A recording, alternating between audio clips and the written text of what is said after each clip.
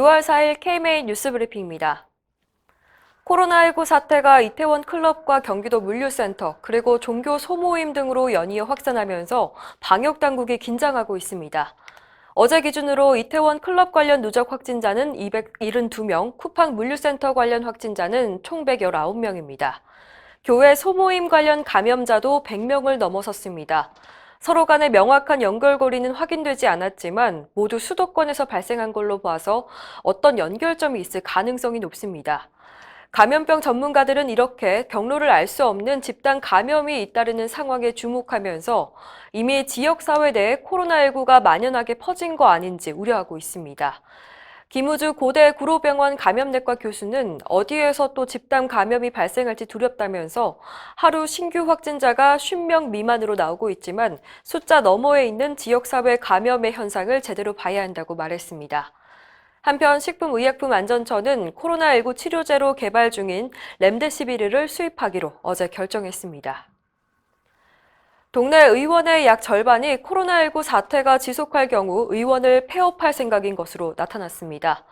의협이 개원이 1,865명을 대상으로 실시한 설문조사 결과인데요. 응답자의 82%는 현재처럼 코로나19 사태가 지속되면 의료기관을 운영할 수 있는 기간이 1년 이내라고 답했습니다. 3개월밖에 버틸 수 없다는 응답도 22%나 됐습니다. 특히 폐업할 생각이 있다고 답한 의사가 46%나 됐는데요. 이미 직원 해고 등 내부 구조 조정을 시행한 의료기관이 25%, 앞으로 예정이라는 답변이 33%였습니다. 동네 의원들은 코로나19 사태로 경영에 직격탄을 맞고 있는 것으로 조사됐습니다. 응답자의 40%가 올해 2월에서 4월 3개월간 건강보험 청구액과 매출액이 작년과 비교해서 20에서 39% 감소했다고 밝혔습니다. 내원 환자 수가 40% 이상 줄었다는 응답도 전체의 52%로 절반을 넘어섰습니다. 이렇게 동네 의원들의 어려운 사정을 감안해서 정부가 요양급여 비용 선지급을 시행 중이죠. 그런데 이번 조사 결과 선지급을 신청한 개원인은 23%에 그쳤습니다. 그 이유를 물어봤더니 곧 상환해야 하는 부담 때문이라는 응답이 54%였습니다. 17%는 이미 은행권에 대출이 있어서, 11%는 신청 절차가 복잡해서라고 답했습니다. 결국 요양급여 비용 선지급은 실효성이 떨어지는 방안이 된 셈입니다. 대한의사협회 박종혁 대변인은 정부 차원의 특단의 대책이 마련되지 않으면 의료기관의 고용 유지가 되지 않아 폐업으로 이어지고 결국 국민 건강에 심각한 위해를 미칠 수밖에 없다고 말했습니다. 의료기관의 경영난을 해소하는 방법 중에 하나가 요양급여 비용, 즉 수가를 현실화하는 겁니다. 얼마 전 의협과 건보공단은 내년도 수가 협상을 진행했는데 의료계의 기대와는 달리 공단 측이 터무니없이 낮은 인상률을 제시해서 결국 협상이 깨지고 말았습니다. 의료계는 허탈감과 분노를 감추지 못하고 있습니다.